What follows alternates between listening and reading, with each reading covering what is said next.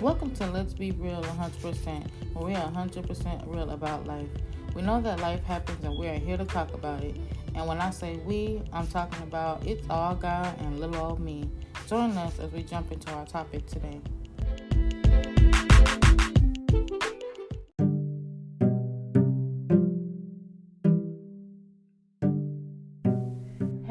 Hey, welcome back to an episode of Let's Be Real 100%. This journey, y'all, has been crazy. Like, I've enjoyed every bit of it. And I hope you all are enjoying the conversations as well as much as I am. Again, our next journey is with Miss Jenna Talleda. Our journey is about food and body and the meaning of dieting. This has been an interesting conversation. There will be a part two, hopefully, really soon.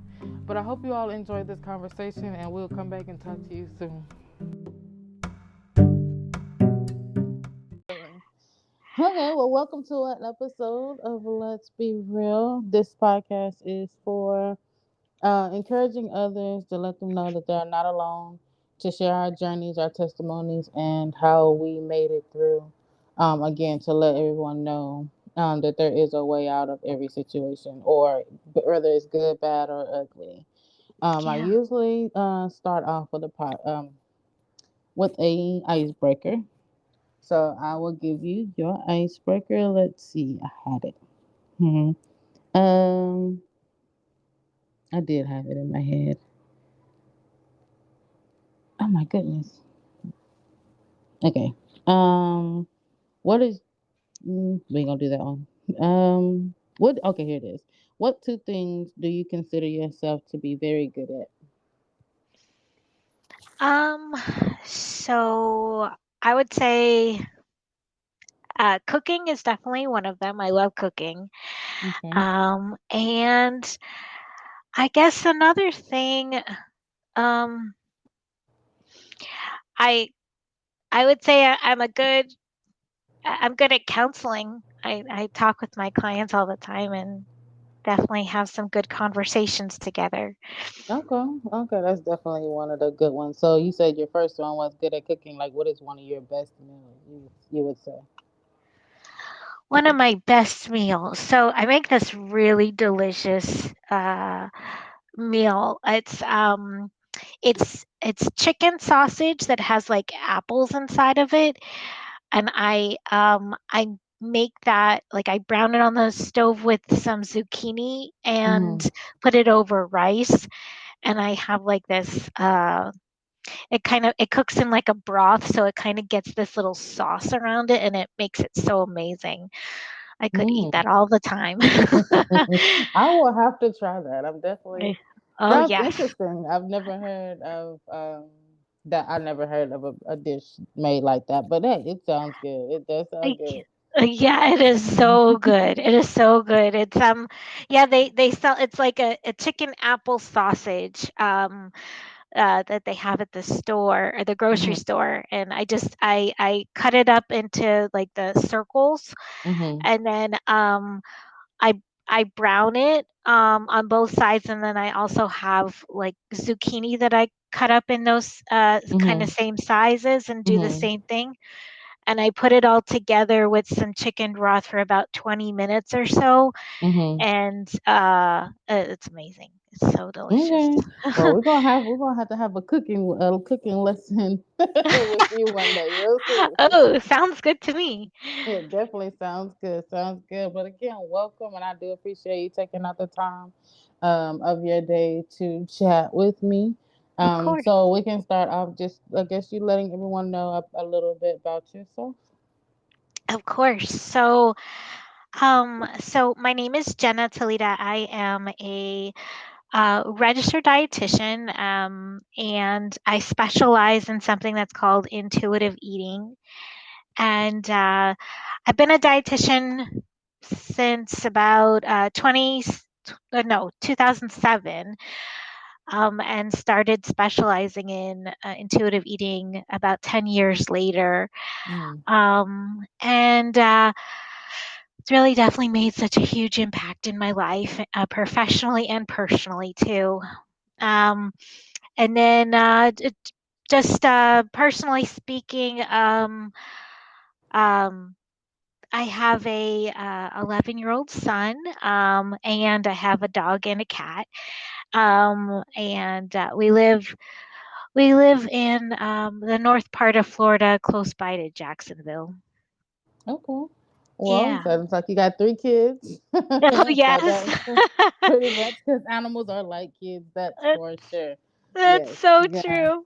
It is because I have 2 grandbaby dogs. I call them my grandpups because they don't have no grandkids yet. But I got the Oh, 2 dogs, so I'm like, okay, I got 4 kids and 2 grandpups. So that's what oh, I that, need right now.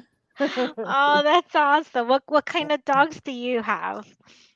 So one is uh a pit bull. He's a big old baby. Like Oh, he lounges around all day long. Like he oh, don't bother nobody. And then I have well, I don't really know what she's mixed with, but when we first got her, she was like real tall or whatever, and she's a Rhodesian Ridgeback, and I'm thinking she's oh, gonna be like real tall and real protective and all that stuff. My grandbaby has not grew an inch. Like she's got, she's still short and she's still stout. Like she's a big, little plump little thing, one that you can cuddle with. And I'm oh, like, what are you mixed with? What happened? Like, what started your growth? Like, because I right? was expecting a tall dog. Like, I'm like, okay, yeah, a Rhodesian. And I haven't looked the name up because I never heard of one. And I was like, oh yeah, y'all fight lions. Okay, we good. Oh Yeah, boy. no, no, she's short and stout. My poor baby. I was like, somebody stunted your growth. So I don't know what she's mixed with, but she is a Rhodesian.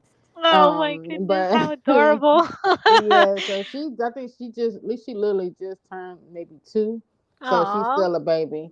Yeah, and oh. then my grandbaby boy, he might be 5, 6, I don't know, but I call him old man because he walk around like an old man. Oh, does So he? he lounge around and sleep all day. So that's what old people do. They lounge around and chill and relax. So, you Yep, know, sounds so good to yeah, me. I know. I'd be like, I wish I could be you. Like half the time, just have no care in the world. Like Right? just lounging around. So yeah, that's a little story about them 2 little grandbabies. So when Awesome. you're talking about the intuitive eating, like how do you define intuitive eating? And then, well, first of all, how did you get into it first? Like, was it something personal that you went through that you needed to do, or is it just something that you enjoy doing? Yeah, so awesome question. Yeah, so actually what ended up happening is that I ended up getting this position at a drug rehab hospital. Mm-hmm. And a lot of the people who were there, well, there were some there who had diagnosed eating disorders. Mm-hmm. And to be honest, I didn't really dive too much into eating disorders during when I was learning to become a dietitian. It was kind of, skimmed over, a Mm-hmm. kind of a very basic understanding of them, but nothing really too involved. So I didn't really know how to support these people very well. So I went Right.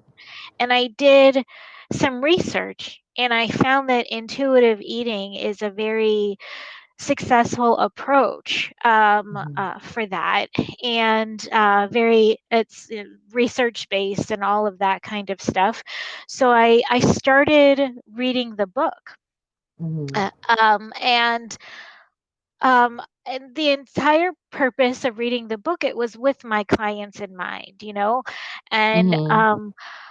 but as I'm reading this book, I realize that I had my own issues with food and body that Right. I didn't even recognize, like I thought I just kind of had this standard typical kind of, body image stuff that most people tend to carry with them, Right. or whatever, but I didn't realize that actually I had some really significant stuff going on, and this book just made everything make sense.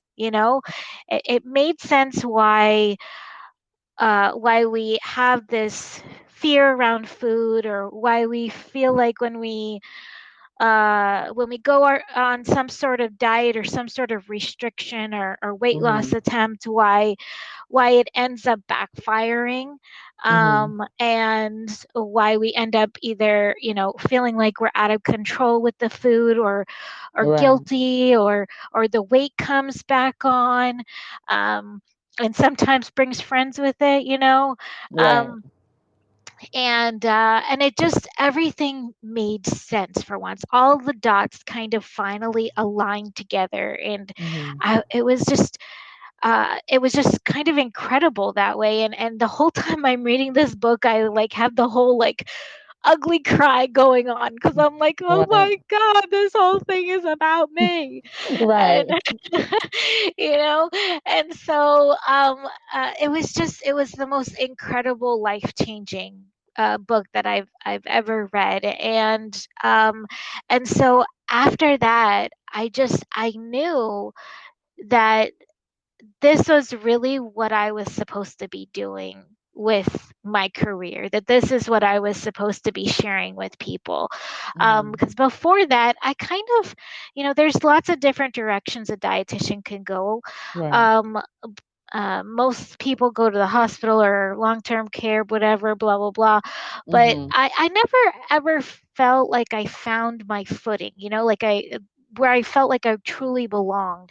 Right. And once I read this intuitive eating stuff, I knew it right away. Um, and I definitely dealt with my own issues surrounding food. Throughout my whole life, I was dealing with this kind of stuff, but there was one time where it was kind of at its peak. I went and or I was going through a very difficult divorce, and Mhm. the reason why um, my my husband had decided to end our marriage, or actually excuse his cheating, Mm. was because he said that it was because I was fat and I was crazy, and at the time I wasn't working, so I was unemployed. So he decided to blame all of it on me, and so when he said those words to me, it like hit me like a ton of bricks, and Wow. I fell into this deep depression. Well, I was already dealing with that in the first place, but Right. just hearing those words from him, it just really set me on this cycle of just feeling like I needed to be smaller in order to be worthy. And I felt like it was affecting me personally and professionally. No one was going to take a fat dietitian seriously. No, or nobody was going to be my partner because Right. I looked this way, or whatever. And so I put myself on this crazy restriction. I couldn't even explain it to people, it was too complicated. Oh wow. So yeah. Mhm. you know Sometimes having the knowledge of nutrition sometimes can work against you. But Right.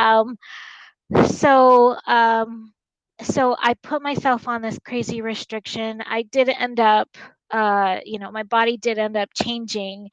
And but the thing that I found is that it really only brought other problems along with it. I mean, Mhm. I was still very insecure about my body. I didn't think that it was ever enough weight that I lost. I felt like I was scared of the weight coming back on. The only time that I felt good about myself is if somebody had complimented me or if I looked in the mirror. But Mhm. outside of those really short, you know, uh, opportunities, those little windows there, Mhm. I Mhm. still felt really bad about myself. Mhm. And I was obsessed with food all the time, all the time. It was just a constant, I couldn't stop thinking about it. And I wouldn't let myself go out to eat with other people or go to other people's homes for special occasions because I couldn't control the food. Mhm. And or if I did end up going to a restaurant, I was that obnoxious person who was, you know, trying to change the recipe at the table and say, don't put this in there, don't put that, because I was worried about Right. calories, you know? Wow. And and so it really was a very difficult way of existing. And the issues that I had that I thought that the weight change would quote Mhm. unquote correct, it really didn't. It just put them in a different kind of light, you know? Right. And so it got to a place where it was my birthday and it was Thanksgiving. And Thanksgiving's my favorite holiday. I love all of the food involved and stuff, but this Mhm. that year I had made it very specific to my restrictions, and Mhm. I made myself this strange concoction that did not deserve to be called a birthday cake. Oh it wow. was it was gross. Oh, it was like well, you took all the sugar and the taste and everything out of it. You just like, it, what did you do? it was gross. It wasn't even the consistency of cake. It was like this weird goo crap. Oh, It was awful. And I forced myself to eat it because it matched my restriction. And I'm like, what? okay. Wait. So okay. So hold on. I I don't think I could do that. But like, I I don't know. know. Like, what did this like? What like? If you could like just sum it up, like I don't know if you could. Like you said, you couldn't explain it. But like, what is this restriction? Like, what does it look like? Well, it was a take on a low carb diet, but it wasn't low Mm-hmm. carb. It was absolutely no carb. And so I was trying to use things like almond flour and all of Mm-hmm. these other kinds of replacement things, and Right. unfortunately it did not take on the same attributes as regular baking ingredients, and Right. so it came out really weird. And Wow. yeah, and I forced myself to eat this crap, and at that point it was like a big big light bulb moment, and I'm like, I just can't do this. This is Right. awful. I want to have a birthday cake. And Right. so I was like, okay, well, I'm just going to give myself the holidays off. I'll come back to this in January and I'll get Mm-hmm. back onto it again. And January came and went, and Mm-hmm. I could not get myself to do that anymore because it was really absolute torture, Mm. to have to sit there in that type of restriction. And and so I ended up just kind of letting it go, but I still had kind of we call it like pseudo dieting, where Mhm. it's not necessarily a structured kind of way of eating, but it still has restrictive tendencies to it. It just doesn't, it's not a collective type of thing. Right. And so I kind of let myself just do that kind of uh, to you know get through the day or whatever. And that's uh, when I later down the road, it was like maybe about 10 months later or so, Mhm.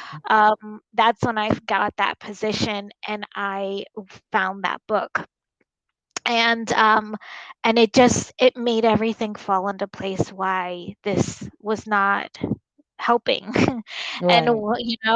and this whole time I had been blaming myself and saying that this was, all my fault, that I wasn't, having enough willpower, or that I needed to be better. I needed to think about my health. I needed to, do all of these things.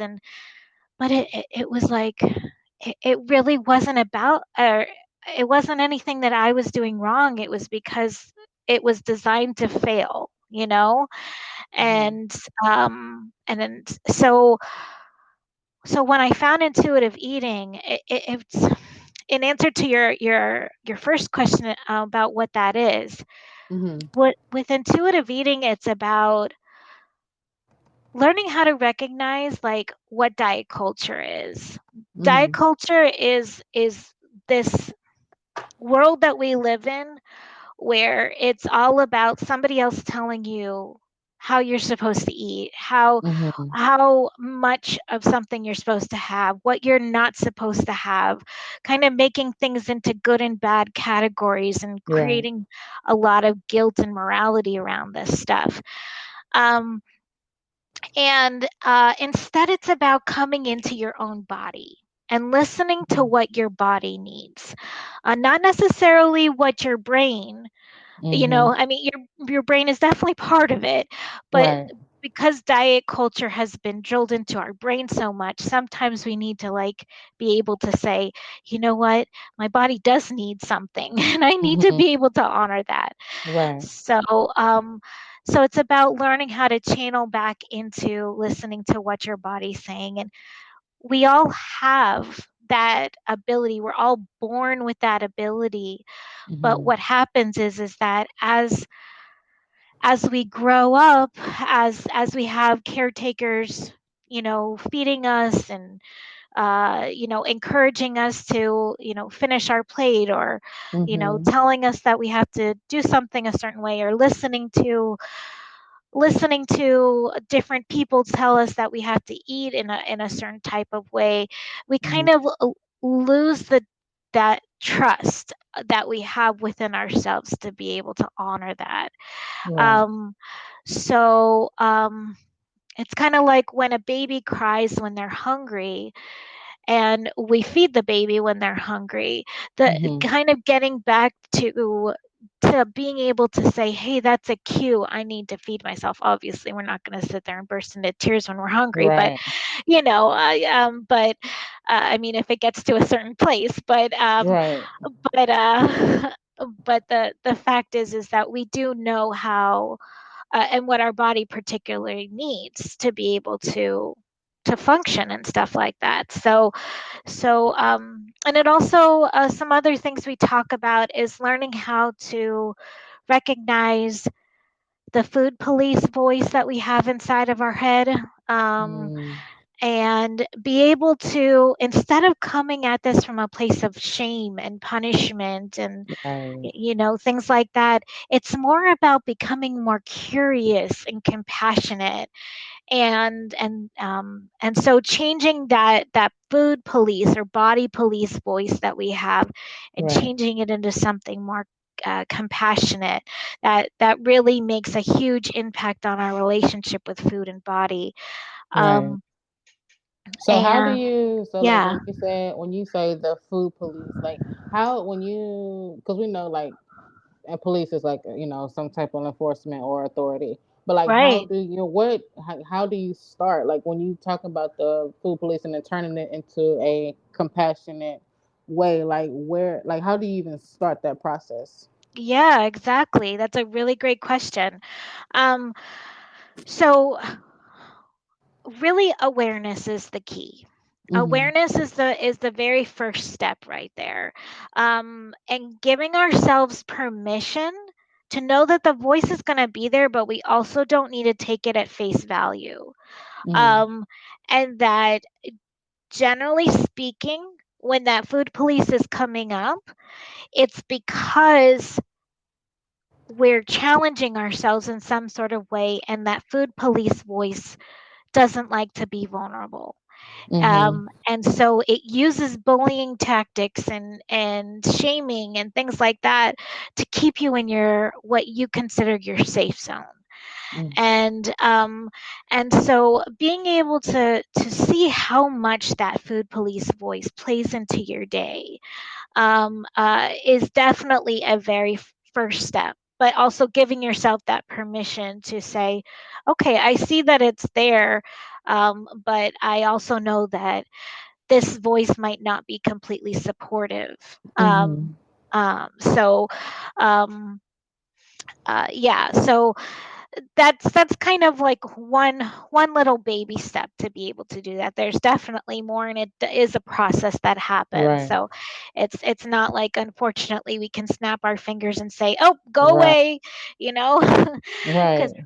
because even still, that inner critic that we have in our Mm-hmm. voice, it It's loud. it's loud, Yeah. and it takes time and practice and opportunities to be able to challenge that voice and say, you know what, voice, I know you're trying to protect me, but Right. I this isn't helping me so much, Right. so Yeah, I know if the voice gets louder, if it gets louder, if somebody just yells at you, like on a job, like, you're not doing right, this right, you're not doing this, and you know what, you just like throwing it to like, you know what, I quit. Don't even worry about it. I don't even want to come, exactly, I don't want to even continue on this journey because you're too busy, yelling at me or telling me certain things. And again, like right, I always say, we're our worst critic anyway, and that voice oh could be yeah, us. it is, So, yeah. and it's like, so, we have to try to get through that.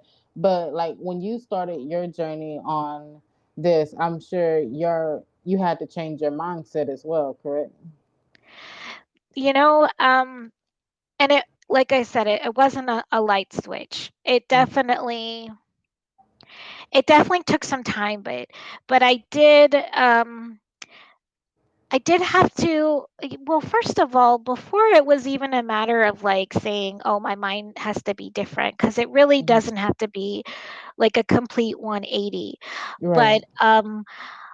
But just the fact of knowing that this kind of stuff doesn't isn't always as supportive as we think it's going to be. Mhm. um and understanding the research behind it of why this doesn't work the way that we're taught that it's supposed to work, um Right.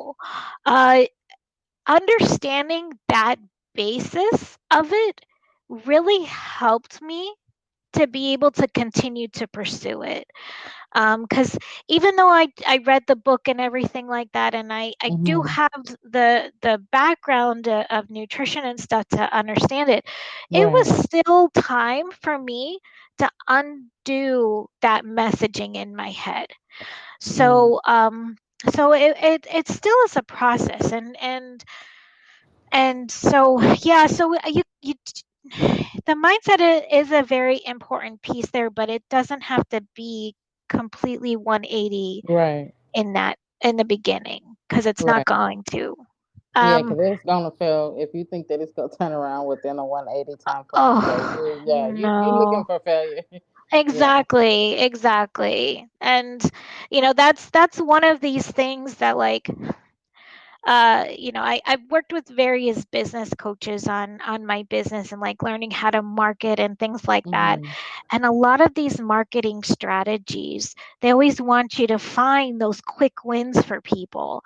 And what makes it hard with intuitive eating is that everybody's journey is their own, and it happens on their Right. own timeline. And so Mhm. I can't really, I hate to say it like this, but to be honest, I can't really make promises like, oh, in a week you're going to be feeling like Right. this. Right. Right. Right. Maybe not.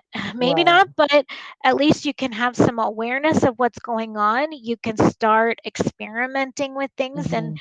maybe even start being compassionate with yourself in different gentle ways. Right. You know, but that, yeah, it's definitely, it's a process. It's a process. I started this process for myself literally, actually this is my anniversary right Mm. now. 6 years ago, I started this Awesome. process, Awesome. and yeah, thank you. And so in that time, I've I've definitely been learning a lot along the way, Mhm. and I continue to learn and stuff. So it's not really about the destination; it's about the journey. Right, and it's so good you said that. Just to acknowledge that you are still learning, you're still walking this journey. If you're not Yeah, done with the journey within 6 years, because again, like you said, that it can't happen within those 5 days, those 10 days, because it's a and continual thing. you It's know. true. So yeah, that was really good that you said that. I'm so glad that resonated.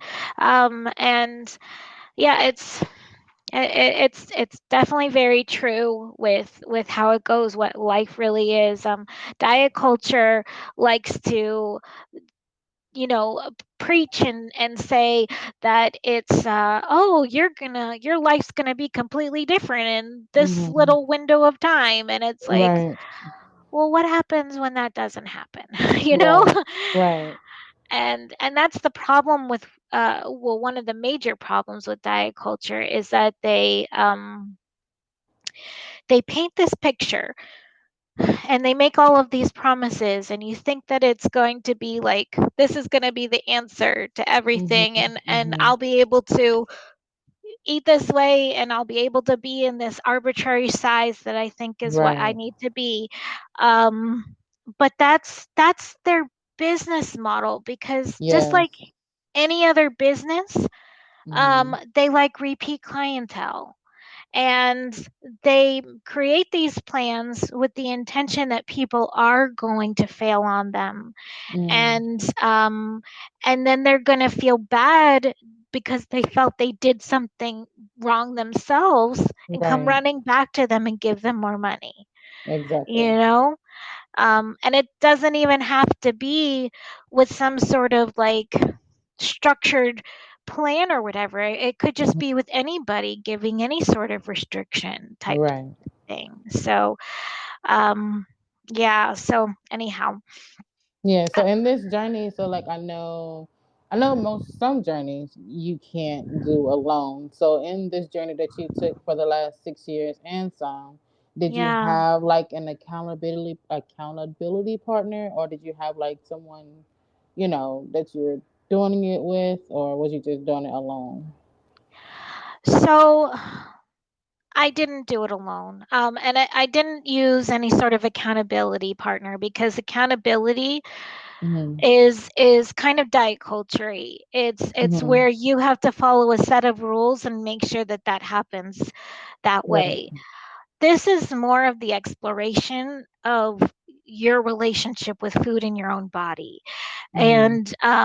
And so there's no accountability there, because it's not like you're having to answer to say, oh yeah, I met this goal or I met this goal, because it's really about being able to unravel that diet mentality that we have inside of us, Mm-hmm. and being able to explore food from a way of looking at it from a neutral perspective, without that morality piece attached to it, Mm-hmm. without that, with learning uh, how you feel, and building up your own self-esteem Mm-hmm. and body image, um, and things of that sort.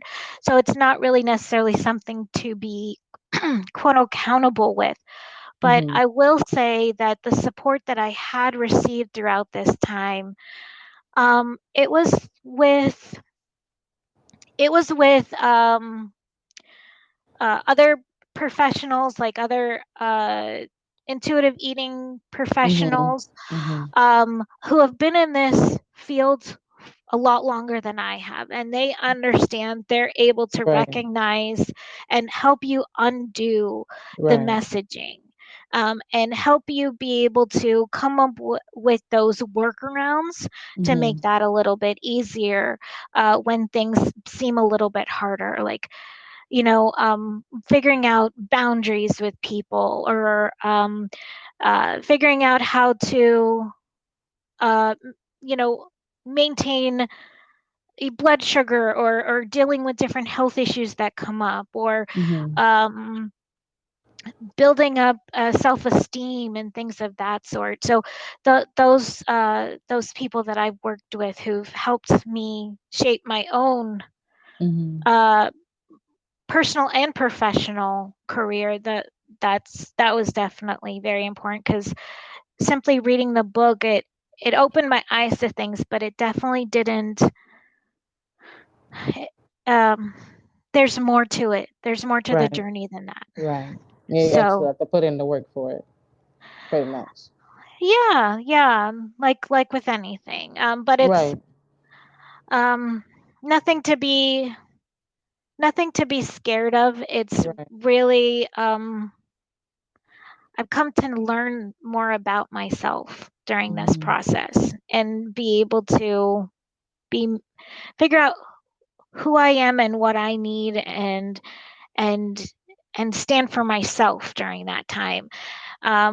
And learn how to love me for me no matter Hmm. what my body looks like. Right. Um uh yeah, so Okay. So, like, if someone was to, yeah, what advice, I'll say it like that, what advice would you give someone? I know, like, the first step is just, okay, acknowledging, okay, I'm finna do this, right? So, what would you say to that person who's walking into your office, fresh start, not knowing what's going on? Like, what advice would you give them first to make this first step to their journey? right, exactly. Um It's honestly, it's about having conversations together and being able to point out the parts where the diet culture creeps in and being able to challenge those thoughts. Like, for example, like a lot of people tend to have, uh, well, hold on, lots of thoughts in my head and they're all No, coming out you're at the fine. same time. You're fine. But like a lot of people tend to have fears around carbohydrates because carbohydrates have gotten a really bad rap. Um, and um, so being able to kind of identify where those things those places are, those rules and restrictions are Hmm. that we have in our day, so kind of just to understand the person's story and perspective, understand like what does their eating generally looks like Hmm. over the day. Um, uh, for what I find out with a lot of people I talk to, most people avoid eating as long as possible. And then by the time the evening comes, they're ravenous. They're Right. so starving.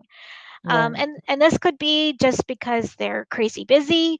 Hmm. Could be that they are taught that they're not supposed, or they're supposed to eat less and move more, Hmm. uh, and ignore those cues.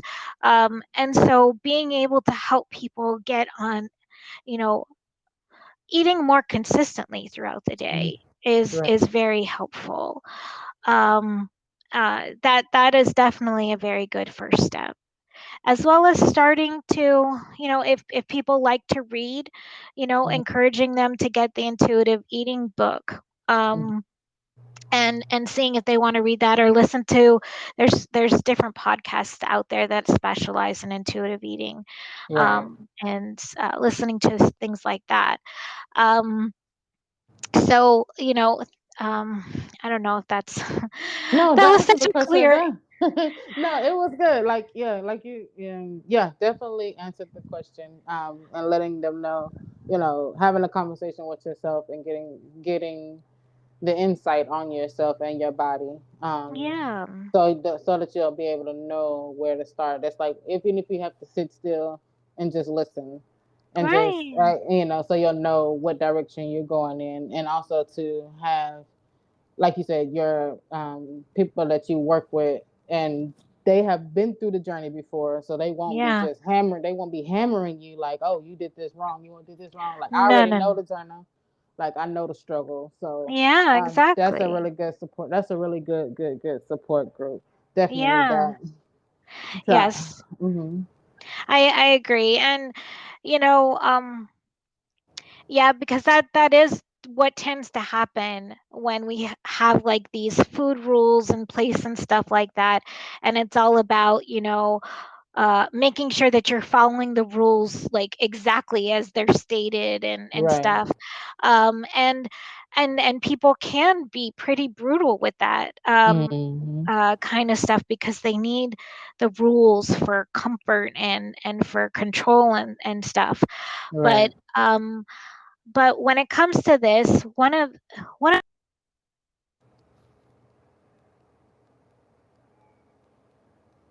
I think I lost you. I can hear you now. Yeah. Okay, sorry. It said trying to reconnect for some reason, so I don't know what Okay. happened there. Okay, sorry about that. Okay. So one of the biggest things that I have in my in how I counsel folks is Mhm. that my approach is with compassion and Mhm. flexibility, and I'm not here to like shame anybody because Mhm. something didn't go the way they expected. Right. Um, because that's not how life goes, even just simply talking about this, working on eating consistently throughout the day. I'm not going to Mhm. get on somebody's butt because they haven't done anything about their you know changing that. Because let's say that all of a sudden their work schedule got pretty heavy, or maybe Mhm. their kid was sick, Right. or maybe some other unexpected thing happened, that and it's not how that goes. And even if it's just simply because trying to add these foods in there, or Mhm. these opportunities to eat, is so intimidating and so scary, Right. then that means that that might be a place for some more exploration to see what is making that challenging for that person, Right. and what's the mindset around that kind of stuff. It doesn't mean that I have to sit there and point and shame the Mhm. person. Right. um, I recently rebranded my business. I now call myself the nutrition ally, because Mhm. to be I'm there to be the ally along with you. Right.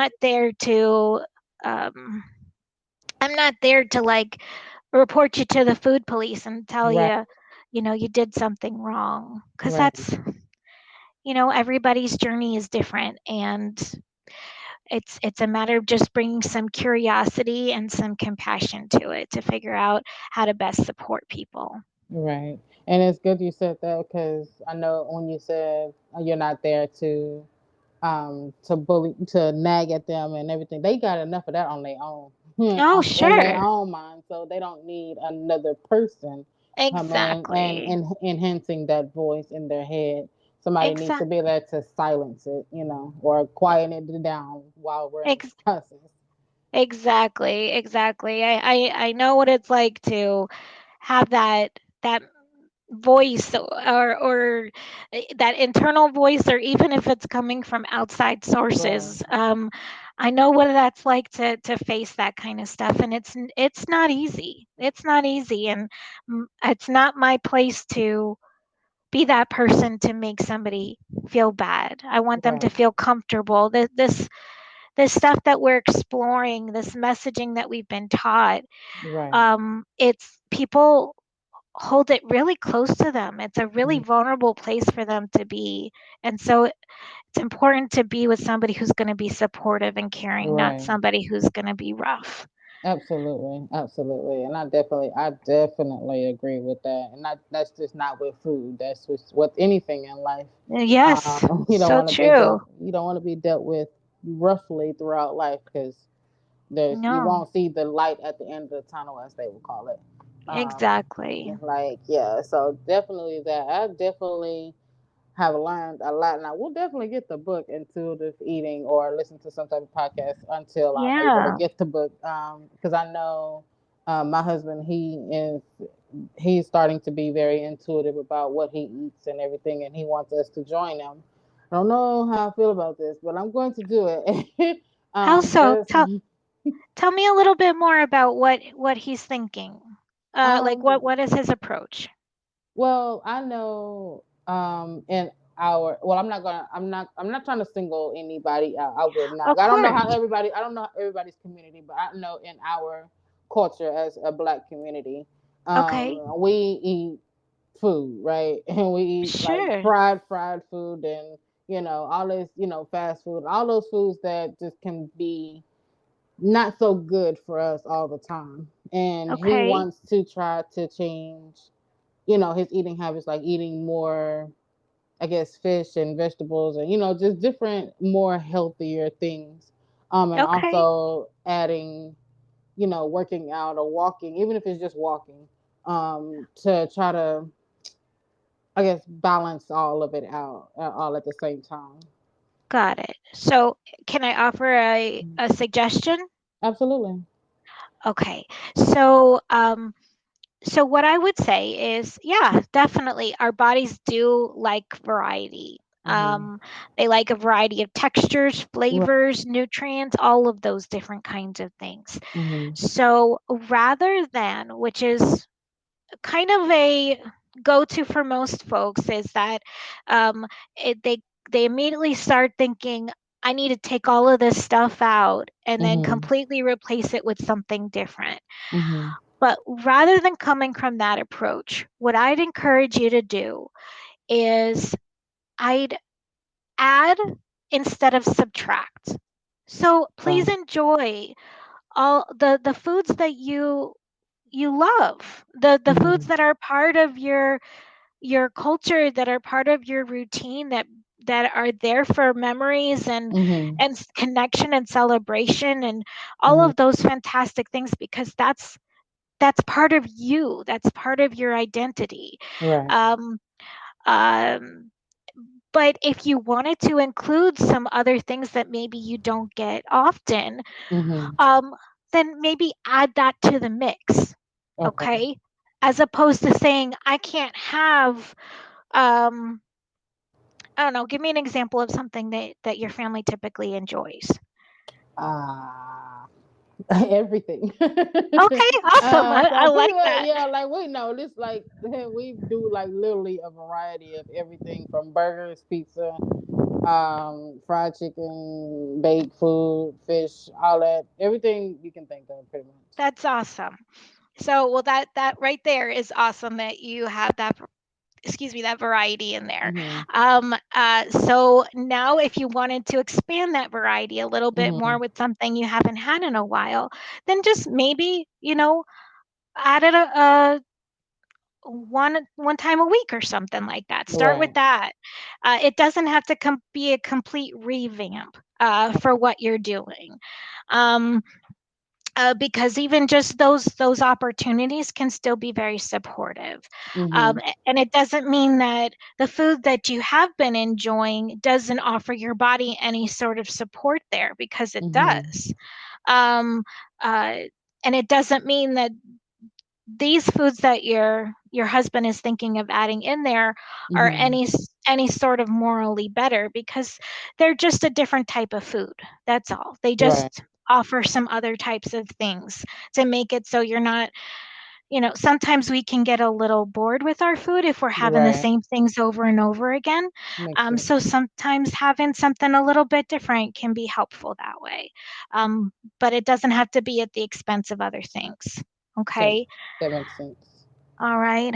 Uh, And yeah, go ahead. What were we gonna say? no, I was just gonna say that makes sense. Like I had, I had, well, my daughter, she's in Girl Scouts, and they had this thing, I wanted to order some magazines, like the thing like the food and wine, the magazines Oh, that have different recipes in it. So I was gonna switch it up a little bit. Like you said, keep the same thing that we had, but just add something else to it so we won't get burnt out on the right, same old thing.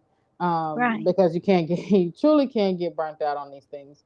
So I Yeah. did get some of those magazines, and I also been on YouTube just looking Oh, at different people's recipes and stuff like that, yeah, just to switch it up a little bit. But I mean, unfortunately, I'm not a health guru. I've been small like all my life, and I wanted to gain weight, so it took me a year to gain the weight that I wanted yeah, to be. But I want to be able to be healthy and maintain the size that I am, because I don't want to ever be small again. So, I but got yeah, you. I definitely learned so much more from just listening to you and being able to understand there's a Right. difference between a dietary mindset with all the rules and regulations than just being yourself and just adding to it instead of Yeah, restricting yourself from your um I guess your what would you call it? Like if your little snacks or whatever that you want, just add, you know. I can't think Yeah. of what it's called. Your guilt snacks or whatever you want to Oh, call it. well, you know what? And that's where the morality piece comes in, because Hmm. why do we need to feel guilty about certain types of things? Right, right. And that's because there's been so much fear mongering that we have around our food. Hmm. And so people are intimidated to add these kinds of things in. Hmm. And one thing that I talk about is I want you I want you to think about a doorknob, okay? Okay.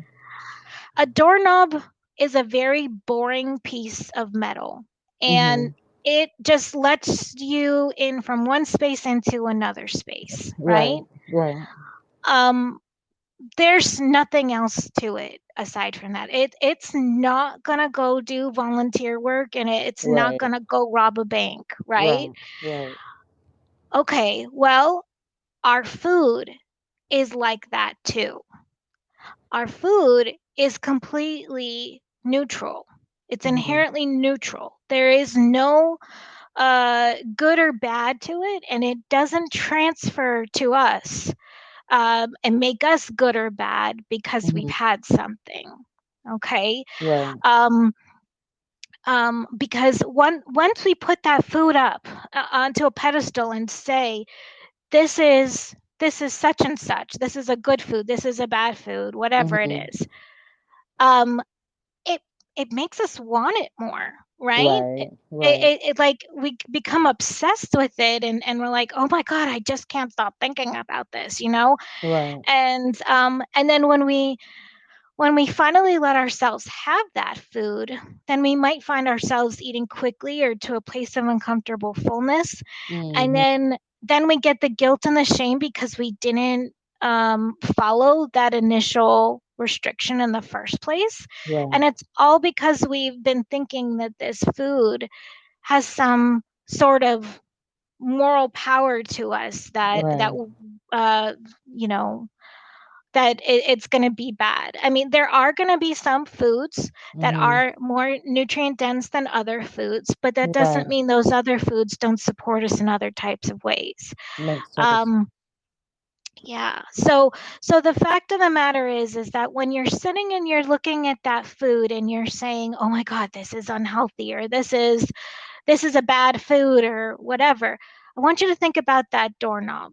Hmm. How much does that food actually, can that food create goodness or evil? It's not going to. Right. It's really more of the power that we inflict upon that food, Hmm. that makes it appear that way, but it really doesn't have that power. Wow.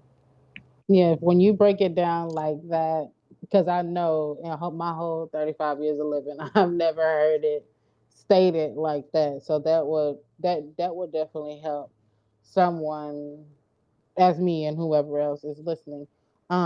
Will help them understand. Okay, you know what? This is not as hard as it seems. I just, I have to change. I just have to just do it. You know what I mean? So yeah, that definitely that makes a lot of sense. I don't even know how to explain it in words how it makes sense to me because the way my brain is set up, I'm not able to do it. Oh, that's okay. That's okay.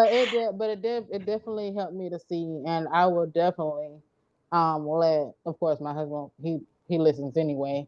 But I'm sure he's gonna come home and be like, you know what, I got you. I understand more better now than what I did before. So you don't have to Yeah. go and change up everything. So that Yeah. definitely makes total sense. Total sense. So it's like, is there any other last words you would like to encourage other people going through this journey or beginning this journey? Um, Yeah, definitely. Well, first of all, you're not alone. There's lots of people who are also on this journey too, and it can be hard, especially if you have different health issues. And Mm-hmm. I mean, that's a whole nother topic I could talk about, is Right. medical fat phobia that we have in this world. But Mm-hmm. but the fact of the matter is that, you know, it's okay. you can listen to your body, you can trust your body, and we can do things to help us feel well and our bodies Mhm. work as well as they're able to. um, but we don't necessarily have to do it because, you know, uh, because we have to be a certain size, or because we you know, because these foods are evil or anything like that. It Mhm. doesn't work like that. It's foods don't have that power. So, you know, so and we can have a relationship with food where food doesn't control our lives, and Yeah. it's not like we have to like be fearful around it, or be completely obsessed, or we're thinking about it all the time. We can have that freedom where we can just enjoy our food and Mm. move on with our life and experience the other parts of our lives that are as important too. Absolutely. Absolutely. I love all of that. I Oh, definitely good. love I'm that. I so love all I'm of that. so glad. I'm so glad. And if it's okay with you, I wanted to share. I do have a group that I'm starting, Okay. and this group is it's specifically targeted to support people in bigger bodies, Mhm. and to help them navigate the world without trying to take up less space. Okay. And it's really learning about these concepts within intuitive eating. And there's another approach I use that's called health at every size. Um, and uh, and it's just a matter of being able to deal with the fat phobia that we deal with on a daily basis. Mhm. And so yeah, so I'm starting this group up, and if any of your listeners resonate with this information, I would love to have them come and be a part of it. Absolutely. And what's the name of the group that you're starting? It's called Permission to Exist, Permission to exist. Okay. I'm definitely going to. Permission. and I can share the link with you after this for Oh, the. absolutely. Okay, Absolutely. Because that's gonna be my next thing. Like how can people reach you if they want to start the journey? But on sure. top of, the group that you're getting ready to start. Yeah, definitely, definitely. So, yeah, this is definitely a great way to work with me here in that group, and I also do one-on-one appointments as well. So I can give you my contact information after we're done. Okay, so they reach you on like Facebook, Instagram. Yeah, Okay. any of Okay. those. And your name, So yes, yeah. Or they can just type in your name and then it yeah, should pop up. Okay, cool. Okay, okay, okay. So I just want, wonderful. like, just if anybody wanted to reach you, then they can just reach you on all social media platforms and also on Permission to Exist. I like the name of that. Oh, Definitely like the thank name of you, that. Okay, well, thank you. we'll surely, definitely stay in contact. Oh, Um, awesome! I'm on and so off. glad. Absolutely, absolutely. Because I have definitely learned a lot, and I do appreciate you taking out the time of your day, even in the position that you're in. Because I felt kind of bad Oh, no, no, that, no! but Don't feel bad. yeah, I Oh, know, but I can imagine just the pain that pulling a muscle can be, oh, especially in your back. So oh yes. definitely get you some rest and Thank you. all of the things that you need to get better, and we will definitely stay in touch. All right, awesome. All Well, you right, take sounds. good care. You too. Talk to you soon. Bye bye. Bye.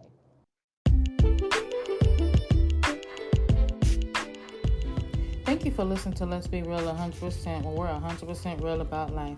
We hope that you enjoyed the topic today, and we hope that you trust God more and more each day. And we hope to see you next week.